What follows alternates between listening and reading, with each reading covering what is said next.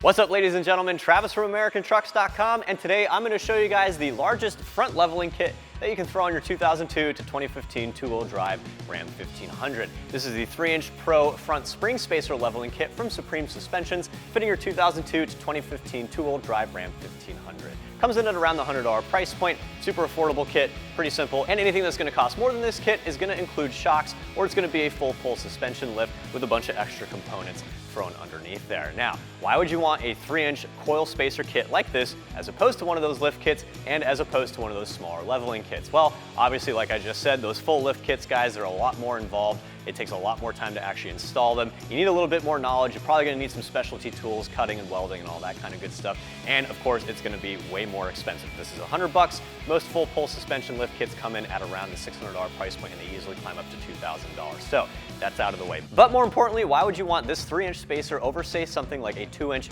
or even a 1.5-inch spacer? Well, it's pretty simple. Obviously, you wanna get the most clearance in that wheel well, so you can fit pretty much any wheel or tire that you want up to 35 inches with no rubbing or clearance issues whatsoever, which, as you can see, we were easily able to do that. Again, we got tons of clearance when we're turning the wheel full lock to lock, so you won't have to cut anything under there if you do spring for this kit, no pun intended. And the other thing to keep in mind here is with the 3-inch kit, it actually raises the front end just a little bit more than the rear. You've probably seen that with me standing here next to the truck. I actually went ahead and I measured from the ground. Top of the front wheel well comes in at 39 inches and the back comes in at 38 inches. So you're actually 1 inch high in the front. Now, why would you want that? Because that's technically not a level truck.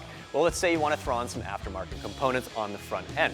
Let's say maybe you want to do something like a heavy-duty bumper or brush guard or bull bar or something like that. All that stuff is pretty heavy, and it might actually weigh down the front end enough, bringing it down just a little bit. So if you want a perfectly level truck with a bunch of heavy-duty components on the front end, then I would recommend this 3-inch kit over, say, something like those 2-inch or those 1.5-inch kits. If that's not going to be a concern for you, then you could probably opt for those. But let's face it, if you're under here doing all the work, you want the biggest bang for the buck, maybe 3 inches is the way to go nonetheless. Now, how difficult is the install, right? I said this is a lot easier than a full pull suspension lift, and relatively speaking, yes, obviously it is. This is something you could probably do in the driveway, but guys, I'm not gonna lie, these coils can be a pain. Trying to fight with the coil and the spacer, trying to get all that stuff back together can be a little bit of a challenge. Springs can be dangerous, and you might actually be using a spring compressor at home, which again, if you don't know how to use one, that can be pretty dangerous too. But not to worry, I'm actually gonna walk you guys through the entire install in just a minute. Something to keep in mind there. Just take your time with this install, and definitely have a friend handy as well, because this is gonna be a 2-man, maybe even a 3-man job at some parts, but you'll see that in a little bit. So again, if you want one of the most affordable and one of the largest front leveling kits for your 2002 to 2015 two-wheel drive Ram, then Supreme Suspensions has you covered with the 3-inch kit. And if you decide to opt for 3 inches over those smaller kits, come back in a little bit, we'll break all the tools out of the toolbox, I'll show you all the specialty tools you might need, and we'll get cracking on that install, and we'll get this thing wrapped up. All right, guys, before we get started, you'll need a couple of tools out of the box. You'll need some standard drive ratchets. You'll also need a 9 and 13 millimeter socket. Those can be shallow or deep. I actually recommend shallow sockets. And a couple of deep sockets. You'll need a 16, 18, 21, and 22 mil deep socket. You'll also need a 3/16 Allen key or Allen head socket. That's for your ABS sensor. A couple of standard wrenches, including a 15, 16, and 18 millimeter wrench. And you'll need a standard hammer as well as a dead blow mallet to help break those stubborn ball joints loose. Plenty of optional, but very helpful tools here. You'll probably want a couple of extensions with some swivel sockets, make getting some of those nuts and bolts a little bit easier. You'll definitely want some pry bars for that coil, a couple of flathead screwdrivers, again for some plastic fittings and a couple of sensors. Obviously, very helpful to have an impact gun for all that big hardware, make this whole thing go a lot quicker. And the method of our install, we'll be using a ratchet strap to help secure some stuff in the lower control arms. And of course, goes without saying, some penetrating oil to help break up some rusty stuff. And we're actually gonna be using a clamp to help seat the spacer inside the coil pocket to make the install a little bit easier. Okay guys, first thing you wanna do is grab your 13 mil socket. We're gonna remove our caliper and our pads so that we can remove our caliper bracket. You gotta tackle these 2 bolts here on either end. Again, 13 millimeter socket, and it's helpful to have an impact swivel socket if you're using a gun.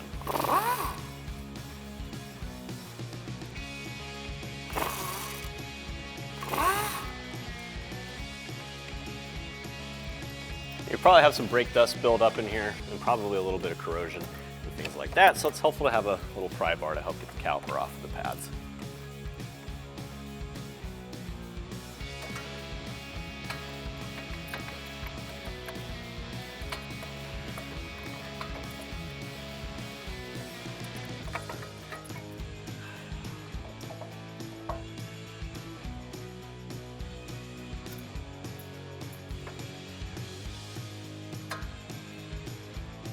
All right guys, we got our caliper hung up and out of the way on the frame rail. Now we're gonna remove our bracket from the spindle. It's held in place with these two bolts on the back here. You'll need a 21mm socket for these.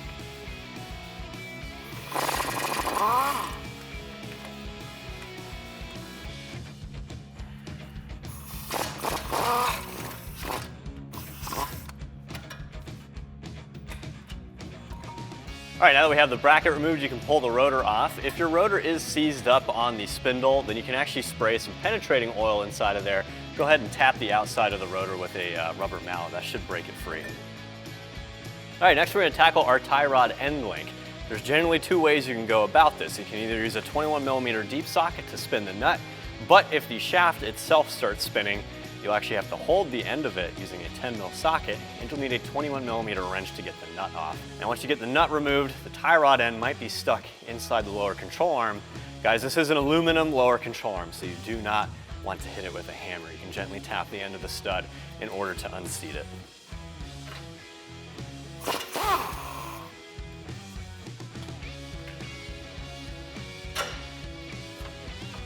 All right guys, next we're gonna tackle our sway bar end link. You need to get the nut off the top of the stud right here, but the entire assembly might actually spin. So you'll need a 15mm wrench. You're gonna put it on the actual end link like so. There's little notches right here. Get that in place, then come in with a 16mm deep socket and maybe an extension and pop that nut off.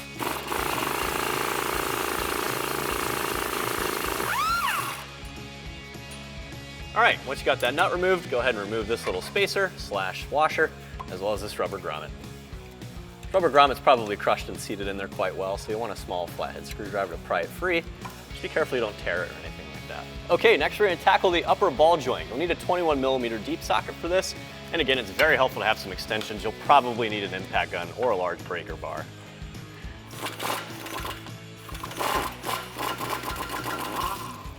All right guys, now comes the fun part. You gotta separate the upper ball joint / upper control arm from the spindle itself. Now this spindle is also aluminum, I believe, so you want to be careful with hitting it with anything like a hammer. I'm actually going to try using a dead blow mallet here just so we preserve the integrity of this thing.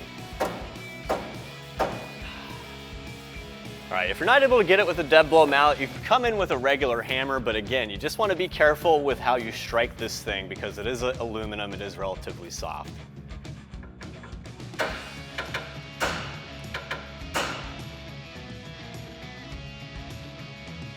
All right guys, we're almost ready to remove our shock and our coil, but before we do that, we want to get some tension off of here. We're going to remove this line.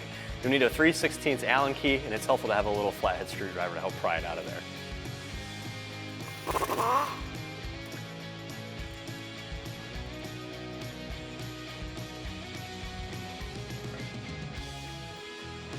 All right, now we're ready to remove our shock and our coil. Now we want to remove the shock first, but once we do so, we're going to be removing the damping force on the coil. The coil's going to want to expand. So in order to keep that thing in place so we don't have any coils going all over the place, we're actually going to get a pull jack. We're going to put it underneath the lower control arm. That's going to keep everything compressed to an extent. Then we're going to remove the top nut on our shock, then the two bottom bolts, then we can pull the shock out underneath. We'll take the tension off of the lower control arm, we'll remove our pull jack, then we should be able to get the coil out of there, but you might need a pry bar or a buddy to help you.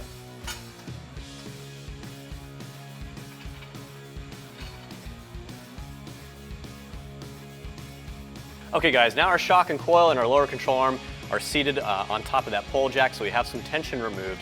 Now we can safely remove our shock. Now you're going to need to remove the nut on top here. That's an 18mm nut. If you go to take the nut off with a socket, you might find that the actual stud itself spins with the nut. So you're actually going to have to hold the nut in place using an 18mm wrench. And you're actually going to come in with a 9mm socket and you're going to spin the stud. And that should loosen everything up.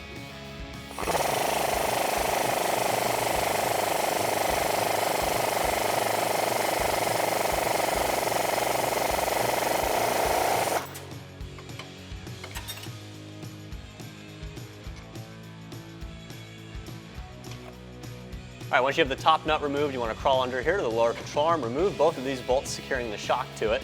Once you've done so, you can actually pull the shock out from inside the lower control arm. To remove these bolts, you'll need a 13mm socket.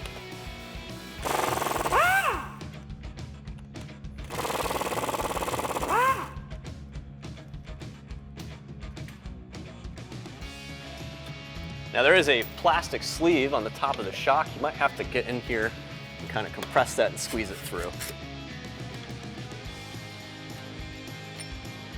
Okay, once the shock is out, you can gently lower your floor jack or pole jack. You want to take all the tension off of the lower control arm. Now, as you're doing this, you'll probably feel the coil pushing against you and adding some tension there. So get the floor jack or pole jack out of the way, let the coil expand completely, and then once you've done that, go ahead and grab a buddy, grab a very big pry bar if you will, and I'll show you guys how to get some leverage so that we can actually pull the coil out completely. All right, so now I got a buddy here prying down on the lower control arm with me. Get that coil out of there. All right guys, now that we have everything removed, now comes the fun part, and that's actually getting the coil back in place with the spacer on top. Now there are a couple ways to go about this, and obviously it goes without saying you should definitely attempt this with a spring compressor if you know how to use one safely. We're not using one today, it's a specialty tool. Maybe you guys don't want to spend the money on it. Yes, this can be done without a spring compressor. Before you guys say anything, I know it'd be a lot easier with one, but we're gonna attempt this without one. So, how do we make this as easy as possible? Well, first thing you can do is you can actually seat the spacer up top here where the coil's supposed to mount on the side of the frame rail inside that top pocket. You can clamp that in place. That's gonna free that up. Then you only have to wrestle the spring itself. And you also definitely wanna have a friend with you as well. The easiest way to go about this is to actually get the top of the coil resting on the spacer, and then what you wanna do is get as much leverage on this lower control arm as possible, and you're gonna try and press the bottom of the coil into the rubber isolator on the bottom. It's just gonna take a little bit of work. It's gonna take a lot of time, guys. It's not super easy, but I promise you it can be done with a little bit of elbow grease and with a buddy. So take your time, be safe, wear gloves, wear some iPro as well. Grab a couple pry bars and let's try and get this thing in there. All right, so we have our truck down low on the ground here. That's gonna help with us getting some leverage on this lower control arm. So first you wanna get this coil up here with the rubber isolator on the spacer. Go ahead and line up the end of the coil where it's supposed to rest in the rubber isolator in the lower control arm. And go ahead and come in with your pry bar and get as much leverage as possible on there. What we want to do is just get the bottom of the coil so that it's resting inside the rubber isolator just barely. We're obviously at a really bad angle right now, but that's going to correct itself once we start cranking the control arm back up in place. And to actually help keep the coil seated in place as well, I've also got a ratchet strap back here connected to our frame rail. That's going to help keep this thing nice and tight.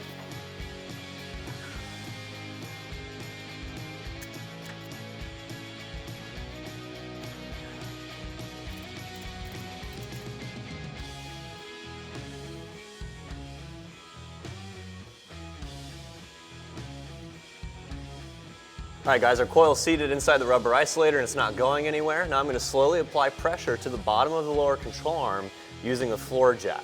That's going to compress everything so that we can get our upper ball joint and our upper control arm back into our steering knuckle. I'm also going to use a wood block here on my jack on the bottom. That's going to help this thing stop from sliding around as I'm putting pressure on it.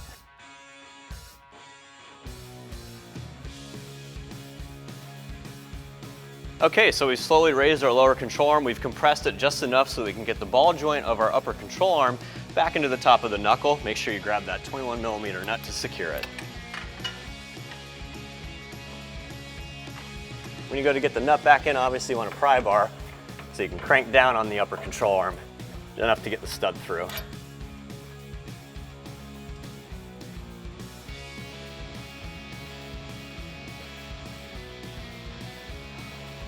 All right guys, the hard part is now out of the way. We're gonna have a little extra security here before we do anything else.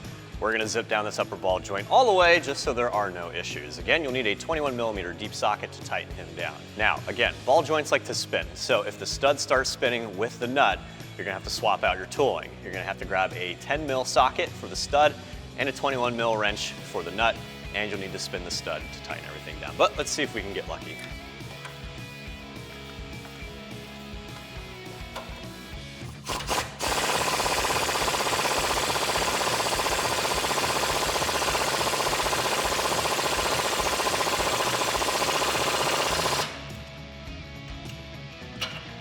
All right guys, next it's just pretty much bolting up everything else. So let's go ahead and get our tie rod end link in place.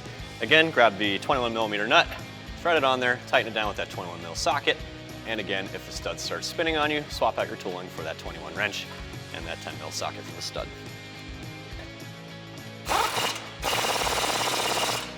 Okay, our steering assembly is back together. We don't have end links and all kinds of stuff flying around. So now we're gonna get our shock back in place.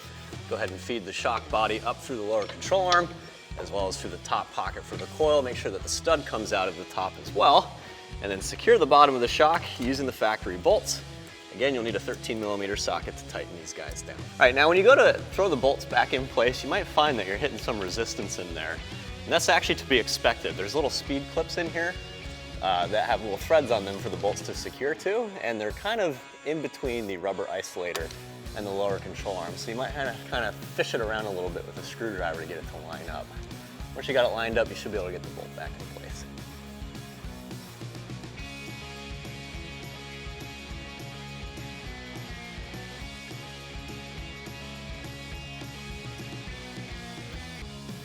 And again, 13mm socket to tighten these down.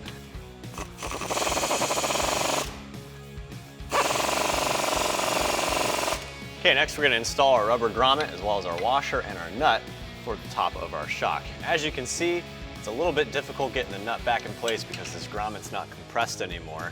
So try and get it threaded on there as best as you can. You should be able to at least get one or two of the threads to catch.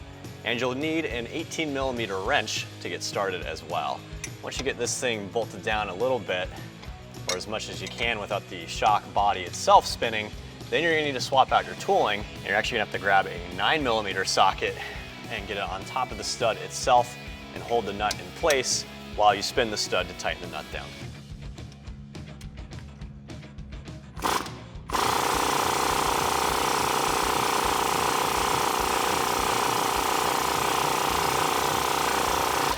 Next, we're going to tackle our sway bar end link. So go ahead and get that rubber grommet on there, followed by the washer, and then lastly the nut on top. And again, you'll need to hold the stud with a 15mm wrench, and you'll spin the nut on using a 16mm deep socket.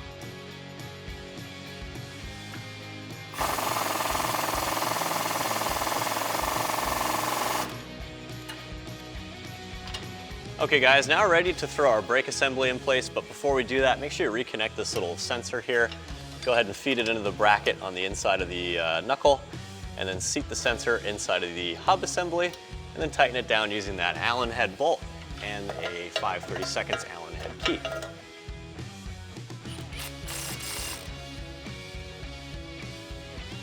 All right, now we're going to throw our rotor in place. And in order to keep the rotor from moving around while we install the bracket, I'm just going to throw one of the lug nuts on one of the studs and get it nice and tight.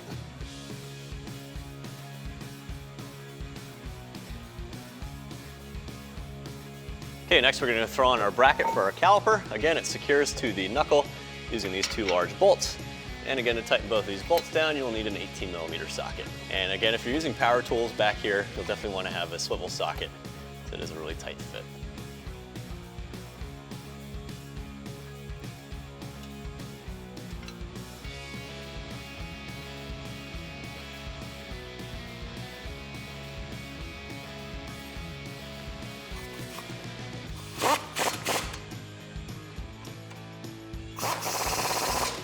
All right, now we're going to put our pads in place. Make sure you have those little tabs on the ends as well when you go to seat them inside of the bracket.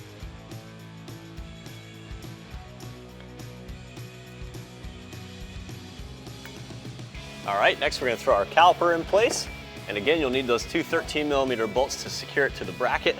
But obviously you want to make sure you get those pistons over both of the actual pads. Get it seated fully first.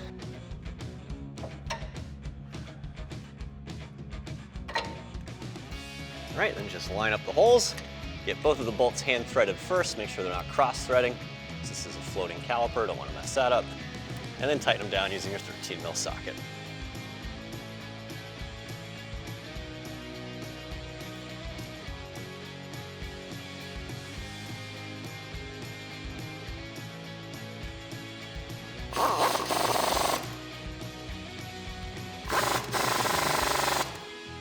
All right guys, so once you got your calipers and pads back in place on both sides, go ahead and throw your wheels on. But before you do that, just double check everything, make sure everything's nice and tight there. We did work with a lot of components. You don't want anything loose like a tie rod end or a ball joint for that matter. But that'll wrap up the install. That also wraps up my review of the Supreme Suspension's 3-inch Pro front spring spacer leveling kit fitting your 2002 to 2015 two-wheel drive Ram 1500. And for all things Ram, keep it right here at AmericanTrucks.com.